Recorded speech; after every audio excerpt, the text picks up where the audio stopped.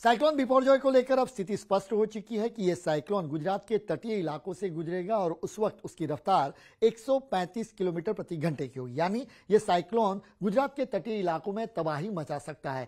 किस दिन ये होगा, किस वक्त होगा, ये पूरी तस्वीर के साथ हम आपको बता रहे हैं। फिलहाल अब ये साइक्लोन है। विंडी का जो फोरकास्ट है उसके मुताबिक मैं आपको दो मॉडल भी दिखाऊंगा, एक मौसम विभाग का जो फोरकास्ट है वो और एक विंडी का, जिससे आकलन आ सकेगा कि दरअसल स्थिति क्या है वहां पर। अभी पोरबंदर से लगभग साउथ वेस्ट की ओर रहें तो पोरबंदर से 400 किलोमीटर के आसपास और कराची से लगभग 650 किलोमीटर की दूरी पर अभी साइक्लोन स्थित है। और 12 तारीख आज, यानी आज, कल और परसों, यानी 13 और 14 तारीख के दिन क्या स्थिति होगी ये आपको मैं दिखा रहा हूं। दरअसल ये होगी स्थिति, अभी की स्थिति ये है 12 तारीख की। अब आपको मैं 13 तारीख को दिखा रहा हूं, वहां पर क्या होगा ये देखिए। अब 13 तारीख के आसपास यहां पर आप नजर लगाइएगा तो कैसे ये ड्रिफ्ट हो रहा है, मॉडल देखिएगा आप। ड्रिफ्ट होते होते हुए आप यहां पर कराची की ओर आगे बढ़ेगा और अब ये 13 तारीख का मॉडल है जिस तटीय इलाकों के पास आ रहा है। और अब देखिए अब 14 तारीख के पास, यानी वो गुजरात के तटीय इलाकों को छूते हुए गुजर रहा है। देखिए धीरे धीरे आप देखेंगे रेड लाइन गुजरात के तटीय इलाकों की ओर जा रही है।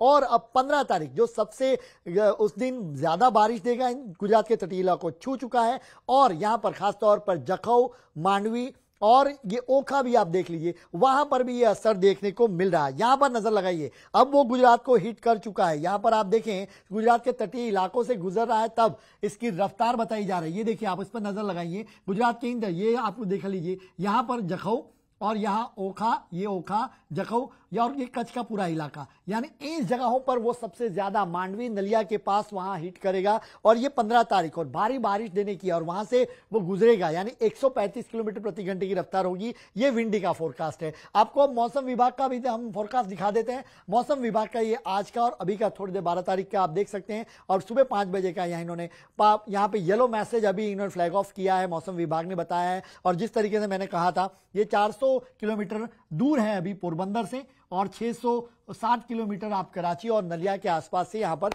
आपको दिख रहा है दूर। ये अब यहां पर अपडेट, अब ये क्या उसकी विंड स्पीड होगी ये देखने वाली बात होगी। जिस तरीके से मैं बता रहा था कि अभी एक्सट्रीमली सीवियर साइक्लोनिक स्टॉर्म बन चुका है, वो डीप डिप्रेशन से बदलता हुआ साइक्लोनिक स्टॉर्म और फिर वेरी सीवियर साइक्लोनिक स्टॉर्म और अब एक्सट्रीमली सीवियर साइक्लोनिक स्टॉर्म बन चुका है। अब तारीख के साथ नजर लगाइए, 12 तारीख का आज का वक्त है। हालांकि अभी की स्थिति है 160 किलोमीटर प्रति घंटे की रफ्तार से 12 और 13 तारीख के दिन, लेकिन यह अभी समुद्र में है, यानी वहां पर समुद्र में करंट आपको तटीय इलाकों में खासतौर पर देखने को मिलेगा। लेकिन नजर आप यहां पर बनाएंगे जहां पर ये देखिए 14 तारीख से 15 तारीख और 16 तारीख का खास तौर पे इन जगहों पर ये जब गुजरात के तटीय इलाकों को छुएगा तब भी ये वेरी सीवियर साइक्लोनिक स्टॉर्म होगा।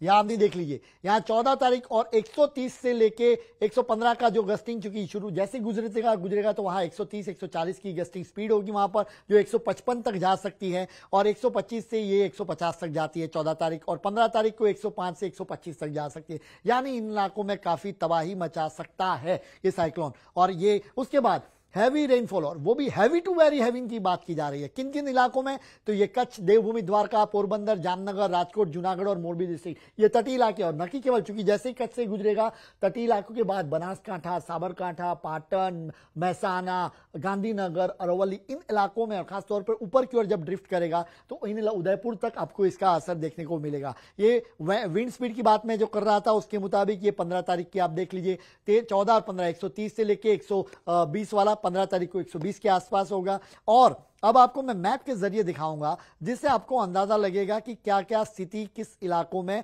बनती जा रही है। देखिए ये आईएमडी का फोरकास्ट है, अभी वो पोरबंदर से लगभग 400 किलोमीटर के आसपास उसका जो दूरी है वो अभी इतनी बताई जा रही है और वो ड्रिफ्ट हो रहा है। यानी ये ड्रिफ्टिंग मॉडल ऐसे ऐसे ड्रिफ्ट होते हुए ऊपर तक जाएगा, वो जो मैंने अपने विंडी में आपको मैंने दिखाया। उसके अलावा यहां पर देख लीजिए, अब ये ट्रैक आपको पता चलेगा कि दरअसल ये किस तरीके से मूव कर रहा है। आप नजर लगाइए, मांडवी, कच्छ की और मांडवी और जखौ के बीच में आपको हिट करता हुआ देखा। और ये रेड लाइन जो आप देख रहे हैं ट्रैक की, ये जो ट्रैक की रेड लाइन देख रहे हैं वो उसका एग्जैक्ट मूवमेंट है और वो वहीं से होके गुजर रहा है। यानी आप कच्छ के ये हिस्से को देख लीजिए, सबसे ज्यादा वहां पर ये तबाही मचा सकता है। उसके अलावा देवभूमि, द्वारका, का ऊपरी का हिस्सा और जामनगर का भी कुछ हिस्सा उस पैच में आपको दिख रहा है। और इस मॉडल को यहां से ग्रीन वाला जो पोर्शन है आपको वो साफ तौर पे इसको देख लीजिए कि ये उसका ट्रैक अभी दरअसल पहले क्या था, तो पहले ये ड्रिफ्टिंग होते हुए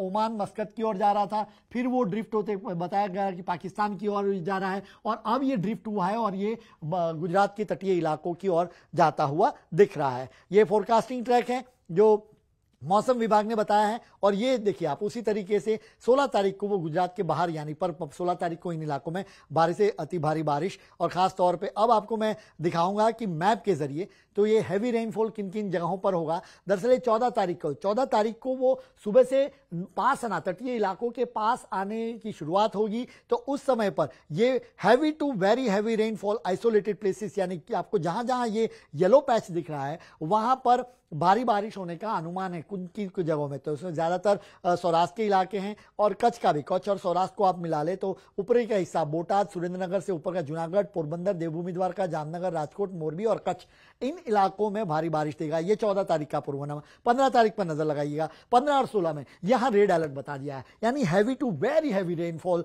वो 25 इंच जितनी बारिश मैक्सिमम बताई जाती है इन जगहों पर हो सकती है। और वो खासतौर पर नजर कौन सी लगाइएगा, आप देखिएगा किन किन जिलाओं में वहां पर आपको दिख रहा है। तो ये कच्छ का पूरा जिला आपको कवर करता हुआ देवभूमि द्वारका और ये जामनगर, यानी 3 जिलों में ये अत्यधिक बारिश देगा। ये इनको ओर से वार्निंग दिया। टेक एक्शन, यहां पे ये भी लिखा गया है, सरकार को बताया गया कि आप एक्शन अभी से लीजिए। वहां पर भारी से भारी बारिश होगी और जब साइक्लोनिक स्टॉर्म आएगा वो क्या होगी वो भी मैं आपको बता रहा हूं कितनी रफ्तार से और वहां क्या करना होगा ये भी मौसम विभाग ने सरकार को अवगत करा दिया है। और अब आपको मैं विंड स्पीड के बारे में बता रहा हूं।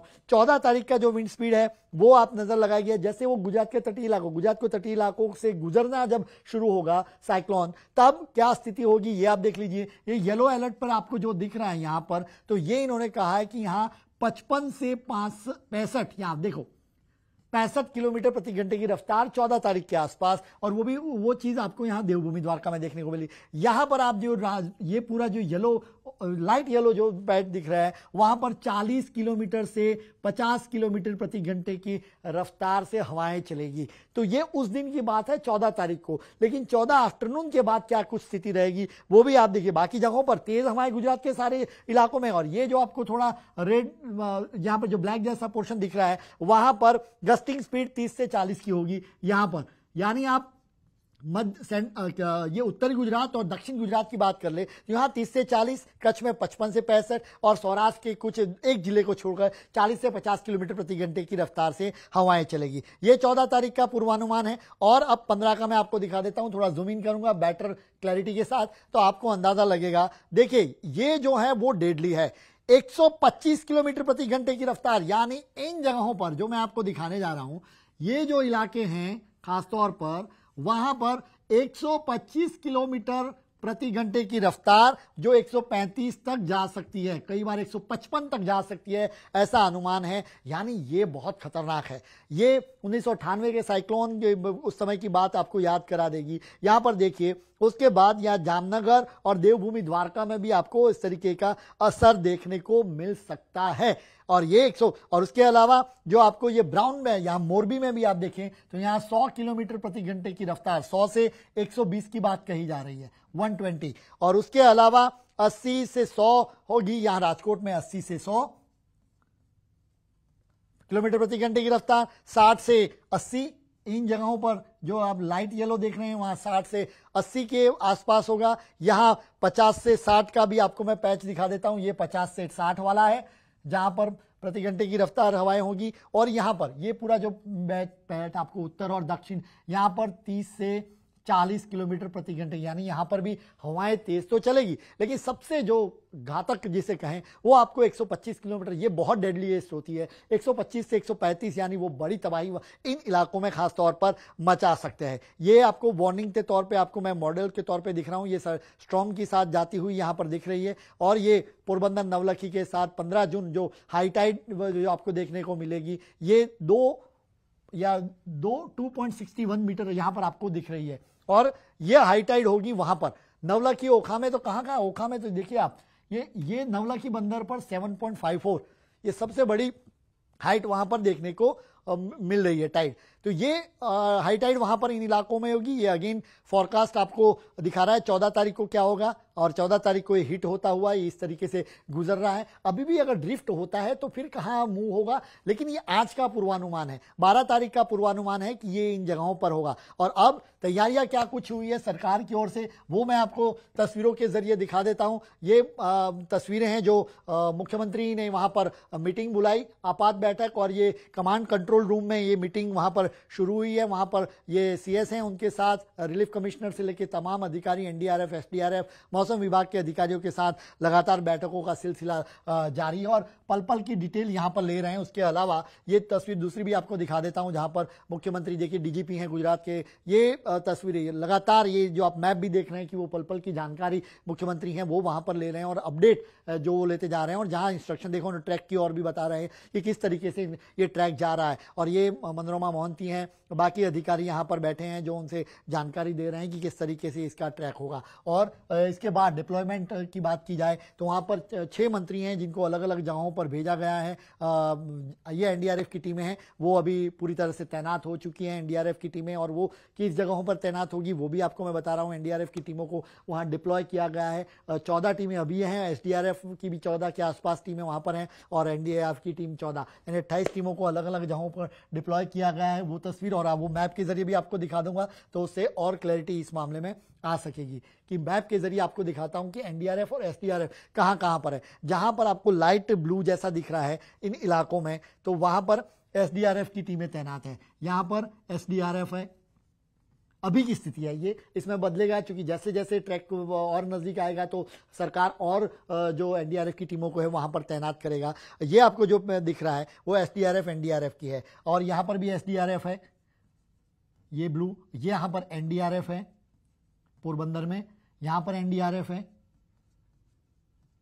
या ये जहां पर है वहां पर एसडीआरएफ है, यहां पर एनडीआरएफ है।